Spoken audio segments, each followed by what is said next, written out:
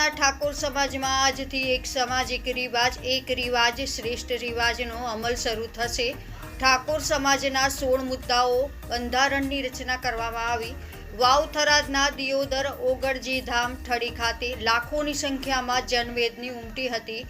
ઠાકોર સમાજના બંધારણને લઈ અનેરો ઉત્સાહ જોવા મળ્યો। આજ રોજ સમગ્ર ઉત્તર ગુજરાતના ઠાકોર સમાજના નવા બંધારણ માટે દિયોદરના ઓગળ ખાતે એક વિશાળ મહાસંમેલન યોજાયું હતું, જેમાં ઠાકોર સમાજના તમામ રાજકીય આગેવાનો ભાજપ કોંગ્રેસ એક બાજુ મૂકી સમાજના બંધારણમાં એક સૂર પુરાવી સમર્થન આપ્યું હતું।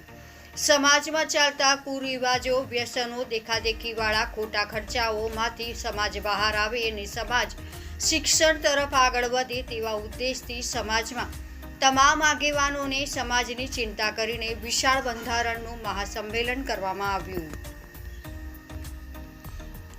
જેમાં બનાસકાંઠા સાંસદ ગેનીબેન ઠાકોરે બંધારણના 16 મુદ્દાઓ સમાજ વચ્ચે મૂકીને રજૂઆત કરી હતી। તમામ મુદ્દાઓને ઠાકોર સમાજના આગેવાનો અને જનમેદની વધારી લીધા હતા। ગેનીબેન ઠાકોરે મુદ્દાઓનું સમાજમાં પાલન થાય તેમજ સમાજ શિક્ષણ તરફ આગળ વધે, બીજા સમાજો સાથે હળીમળીને રહે તેવી શુભ સંદેશો આપ્યો હતો। ગેનીબેન ઠાકોરે સમાજના વ્યસન મુક્તિની વ્યક્ત કરતા ભાવુક થયા હતા અને મહાસંમેલનમાં રાજ્ય સરકારના રાજ્ય કક્ષાના મંત્રી સ્વરૂપસિંહ ઠાકોર પણ બંધારણના મુદ્દાઓનું ચુસ્તપણે પાલન કરવા સમાજને આહવાન કર્યું હતું। વિશાળ સંમેલનમાં ગુજરાતના ઠાકોર સેનાના પ્રમુખ અને ગાંધીનગર દક્ષિણના ધારાસભ્ય અલ્પેશ ઠાકોર સમાજના નવા બંધારણને મહત્વનું ગણાવ્યું હતું। સમાજના શિક્ષણ આવે અને કુરિવાજો દૂર થાય, સમાજના એક તાતડે બંધાય, વ્યસનોમાંથી દૂર રહેવાનું જણાવ્યું હતું। કાર્યક્રમમાં ગુજરાતના કોંગ્રેસ પ્રદેશના પૂર્વ પ્રમુખ જગદીશભાઈ ઠાકોર સમાજને સાચી દિશા તરફ લઈ જવાનું આહવાન કર્યું હતું। બંધારણને સરાહનીય કામગીરી ગણાવી હતી। આ પ્રસંગે દિયોદરના ધારાસભ્ય કેસાજી ચૌહાણ પોતાની આગવી અદામાં પોતાનું વક્તવ્ય આપતા જણાવ્યું હતું કે બંધારણનો અમલ કરવા સમાજને સંકલ્પનું આહવાન કર્યું હતું। સમાજ એક રિવાજનું શ્રેષ્ઠ સમાજનું સૂત્ર આપ્યું હતું। સમાજને શક્તિશાળી સમાજ બનાવવા કહ્યું હતું અને સમાજને સક્ષમ સમાજ દ્વારા સક્ષમ રાજ્યનું નિર્માણ કરવા તેમજ શક્તિશાળી સમાજ દ્વારા શક્તિશાળી ભારતનું નિર્માણ કરવા આહવાન કર્યું હતું। કેસાજી ચૌહાણના બંધારણના સૌએ અમલ કરવા શપથ લીધા હતા। આ પ્રસંગે સંત શ્રી પૂજ્ય ભારતી બાપુ, દોલાત બાપુ, પાટણના સાંસદ ભરતસિંહ ડાભી, રાધનપુરના ધારાસભ્ય લવિંગજી ઠાકોર, કાંકરેજના ધારાસભ્ય અમૃતજી ઠાકોર, ચંદનજી ઠાકોર, બળદેવજી ઠાકોર, મુકેશજી કોતરવાડા તેમજ સમગ્ર ઉત્તર પ્રદેશના તમામ રાજકીય આગેવાનો, સમાજના બંધુઓ, ભાઈઓ અને બહેનો વિશાળ સંખ્યામાં ઉપસ્થિત રહ્યા હતા। મિત્રો, આજથી 5000 વર્ષ પહેલા શ્રીમદ ભગવદ ગીતામાં કૃષ્ણ ભગવાને કહ્યું છે કે સમયની માંગને અનુરૂપ જે મનુષ્ય પોતાની જીવન વ્યવસ્થા ગોઠવશે એ હંમેશા સુખી થશે, એની હંમેશા પ્રગતિ થશે। અને ભગવાનના સંદેશાને અનુસરીને થરાદ, વાવ, બનાસકાંઠા અને પાટણ જિલ્લાના ઠાકોર સમાજના સામાજિક, રાજકીય અને શૈક્ષણિક, ધાર્મિક આગેવાનો ભેગા થઈ આપણે આ વાત મૂકી હતી। આજે 4 જાન્યુઆરી છે, પણ વાત મૂકી હતી આપણે લાભ પાંચમના દિવસે, અને લાભ પાંચમના દિવસે આપણે નિર્ણય કર્યો હતો કે આનું મનોમંથન થવું જોઈએ। અને પૂરા વલોણાના અંતે, પૂરા મનોમંથનના અંતે આજે આ સમાજનું નવું બંધારણ એનું આ મહાનુભાવોના હાથે વિમોચન થવાનું છે અને વચન થવાનું છે, અને આપણે સૌએ સંકલ્પ કરવાનો છે। સંકલ્પ એટલે મક્કમ નિર્ધાર, બીજું જે થવાનું હોય થાય, પણ આ કામ કરવું એને કહે છે સંકલ્પ।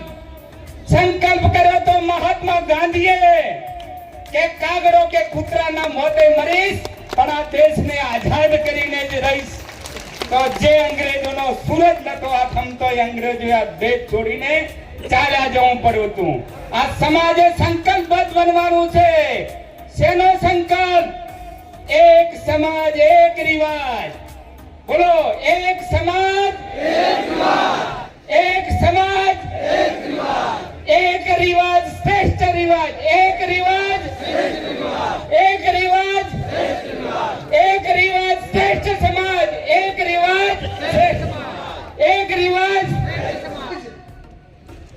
ખોડિયાલ મુકામે, વરણા મુકામે માં ખોડિયાલના ધામમાં આ બંધારણ માટે ફરી વખત પ્રયત્ન કરી અને સમાજના તમામ આગેવાનોએ આ વાતને આગળ વધારવા માટેનો પ્રયત્ન કર્યો હતો. એના પછી ક્યાંક ને ક્યાંક બંધારણનો અમલ નતો થતો. એટલા માટે કરીને ગઈ તારીખ 26/11/2025 અને લાભ પાંચમના દિવસે દિયોદર મુકામે ઠાકોર સમાજના સર્વપક્ષીય આગેવાનોની હાજરીમાં નવા વર્ષનું સ્નેહ મિલન યોજાયું અને આ સ્નેહ મિલનમાં નવીન બંધારણ માટે કરીને ચર્ચા કરીને આગેવાનો સાથે વિચાર વિમર્શ કરવા માટેની વાત મૂકવામાં આવી. એના પછી તારીખ 15/11/2026 ના રોજ જગદીશભાઈ ઠાકોર સાહેબ હોય, ધારાસભ્યો હોય અને આગેવાનોની હાજરીમાં આખા 3 જિલ્લાને કોમન આપણા કયું બંધારણ રહી શકે તેના માટેની એક મુદ્દાની ચર્ચા કરી અને તારીખ 15/11/2025 ના રોજ આ તમામ મુદ્દાઓ નક્કી કરવામાં આવ્યા. એના પછી દરેક તાલુકા વાઇઝ મીટિંગો થઈ, ગામ વાઇઝ મીટિંગો થઈ અને જિલ્લા વાઇઝ પણ મીટિંગો થઈ અને હું માનું છું ત્યાં સુધી દરેક તાલુકા સમિતિઓ બની, ગામની સમિતિઓ બની અને હું માનું છું ત્યાં સુધી 1.5 કે 2 લાખ લોકોની લેખિત સંમતિથી આ બંધારણ આજે તમારી સમક્ષ હું મૂકી રહી છું. ત્યારે આ બંધારણ હું માત્ર નિયમિત રીતે વાંચું છું. આ બંધારણ સંતોના આશીર્વાદ, સમાજના તમામ પક્ષના આગેવાનોની મહેનતથી અને આજે સ્ટેજ ઉપર બેઠેલા તમામ આપણા મહાનુભાવોના માર્ગદર્શનથી આ જ્યારે બંધારણ થઈ રહ્યું છે ત્યારે આ બંધારણ કોઈ વ્યક્તિ નથી અમલમાં મૂકવાની, આ તમામ સમાજ મૂકવાનો છે અને આ બંધારણ એ કોની સાક્ષીમાં આજે અમલમાં આવી રહ્યું છે. અહીંયા સદારામ બાપુ અને ઓગળજીનો ફોટો મૂકીને આ હું બંધારણનું વાંચન કરી રહી છું. ત્યારે બંધારણની શરૂઆત કરતા મુદ્દા નંબર 1 કે શરૂઆત ક્યાંથી થાય? સગાઈથી. તો સગાઈમાં પુરુષ અને મહિલાઓ કુલ મળીને 21 જણાથી વધારે વ્યક્તિઓએ સગાઈમાં જઈ શકશે નહીં. સગાઈમાં પોતાના કુટુંબમાં તલના જે હગા હોય એને લઈ જવા, બીજાને કોઈને આમંત્રણ આપવું નહીં. સમાજના તમામ પ્રકારના પ્રસંગોમાં કોઈ પણ પ્રસંગ હોય એની અંદર ઓઢમણામાં કપડા કે દાગીના લઈ જવા નહીં. તમામ આપણા રીત રિવાજો પ્રમાણે રોકડમાં ઓઢમણું કરવું. સગાઈમાં માત્ર કેટલી વસ્તુ લઈ જવાની રહેશે? સાડી, નાળિયેર અને રૂપિયો. આ 3 જ વસ્તુ સગાઈની અંદર લઈ જવાની રહેશે. બીજી કોઈ પણ પ્રકારની વસ્તુ લઈ જવાની રહેશે નહીં.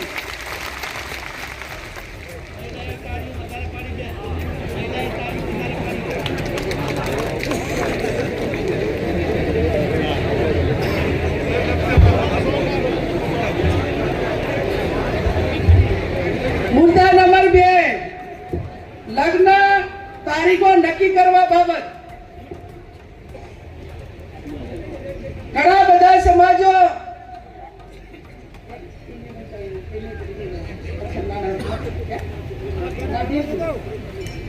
લગ્ન તારીખો નક્કી કરવા બાબત. તો આખો સમાજ આજે એવું નક્કી કરે છે વાગડની ધરતીમાં જગદીશભાઈ ઠાકોર સાહેબ કે 12 માસ લગ્નથી આજે પશુપાલન હોય, ખેતીવાડી હોય, ધંધા રોજગાર બધા કુટુંબે જાય છે અને સમય આવ્યો છે કે એક મિનિટ ઉપર દુનિયા ચાલે છે અને આપણને વર્ષોની મહિનાની કિંમત નથી. ત્યારે 2 માસમાં જ સમાજ જ્ઞાનીબેનને વિનંતી કે મુદ્દાનો વાંચન થતું હોય ત્યારે માત્ર મુદ્દાઓ જ વાંચશે, વચ્ચે બીજો વિષય નહીં લે. આપણે જે વાત નક્કી થઈ છે વર્ષમાં 2 માસમાં જ સમાજને લગ્ન માટે તારીખો નક્કી કરવાની થાય છે વૈશાખ સુદ એકમથી 15 દિવસ પૂનમ સુધી, એટલે વૈશાખ મહિનામાં અજવાળિયામાં 15 દિવસ અને મહા મહિનામાં અજવાળિયામાં 15 દિવસ આખો ઠાકોર સમાજ એ પોતાના ઘરના લગ્ન હોય કે સમૂહ લગ્ન માટે છૂટ આપેલી છે, પણ વ્યક્તિગત લગ્નમાં 2 મહિના જે આપણે નક્કી કર્યા છે એના 15 દિવસ, એના પછી કોઈ લગ્ન કરવાના રહેશે નહીં. 1 મહિનામાં આખા સમાજે લગ્ન પતાવી દેવાના અને કોઈ ઇમરજન્સી હોય તો એ પોતાની રીતે લગ્ન કરે, બાકી 11 મહિના સમાજે ધંધા રોજગાર તરફ આગળ વધશે.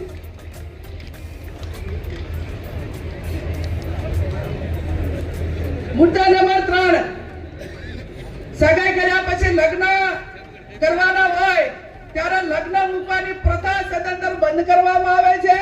સામસામે ચર્ચા કરીને ગણેશ લેવાના રહેશે. લગ્ન પ્રસંગે પત્રિકા છપાવવાની નહીં રહે. સાદું કાર્ડ રાખવું.